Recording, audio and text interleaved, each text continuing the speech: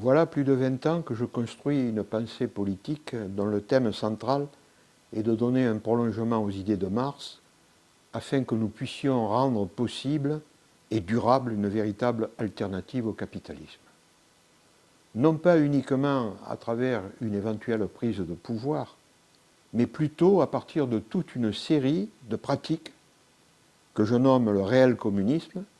même si parmi tous ceux qui les mettent en œuvre, certains n'ont pas forcément conscience d'agir en ce sens. Pour en concrétiser l'idée, j'ai avancé le concept de praxis écommuniste, qui n'est autre que la mise en œuvre de cette pratique communiste du quotidien à laquelle on associe, à la question de la nécessaire émancipation humaine par le travail socialisé non marchand, l'idée d'une production respectueuse de l'environnement. Ainsi, en agissant quotidiennement contre ce monde en perdition,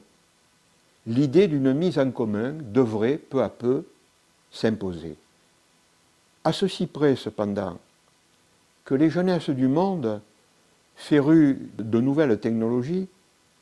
sont généralement déconnectées de la politique et sans les jeunes générations, comment prétendre changer le monde? Écrire un livre sur le communisme, la modernité, en dialoguant avec une intelligence artificielle, m'a donc semblé un bon moyen de rapprocher les jeunes et au-delà, les gens en général, de cette noble idée.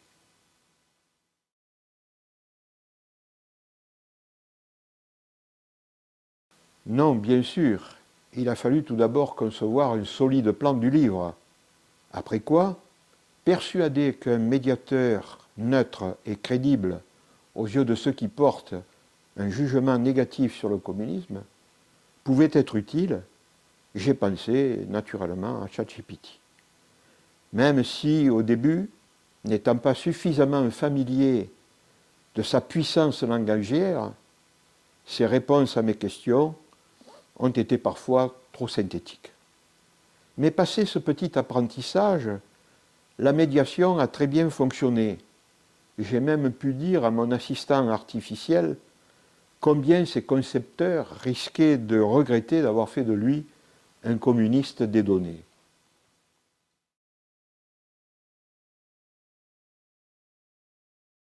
Pour cela, je propose de revenir sur 4 questions essentielles auxquelles ce livre entend répondre. Première question, si l'on part des piliers ancestraux que le capitalisme s'est évertué à dénaturer tout au long de l'histoire, et dont certains remontent à la révolution néolithique, à savoir le travail, la politique, la liberté, l'éducation, la culture, la science, la technique, la communication, l'amour, la morale, l'art et la nature, peut-on dire que ces piliers dénaturés ont permis de faire système et produit un bloc historique, marchand et exploiteur, qui a supplanté durablement la coopération originelle en entraide entre les individus. Deuxième question, si oui, en repensant et en restaurant ces mêmes piliers en des formes martiennes, peut-on espérer, avec tous ceux qui ont intérêt à se sortir de l'exploitation capitaliste et de sa destruction environnementale, constituer à notre tour un nouveau bloc historique apte à supplanter ce système exterminateur et à mettre en commun toutes les richesses matérielles et intellectuelles accumulées au cours de l'histoire et dans le temps présent. Troisième question, au-delà de l'objectif du nécessaire remplacement du capital par une société se réclamant du communisme, et après avoir tiré les enseignements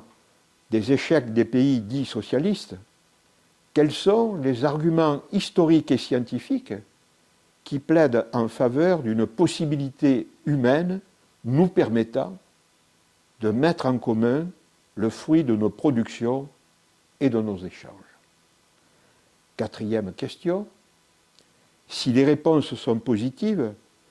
comment allons-nous pratiquer pour parvenir socialement et collectivement à changer les mentalités et retrouver notre pleine humanité pour passer de l'homme intéressé à l'homme désintéressé et sortir par le haut de l'impasse politique, sociale, culturelle et écologique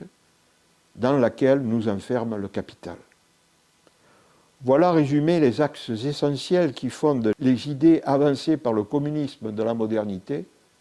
et le nouveau manifeste en dialogue avec une intelligence artificielle.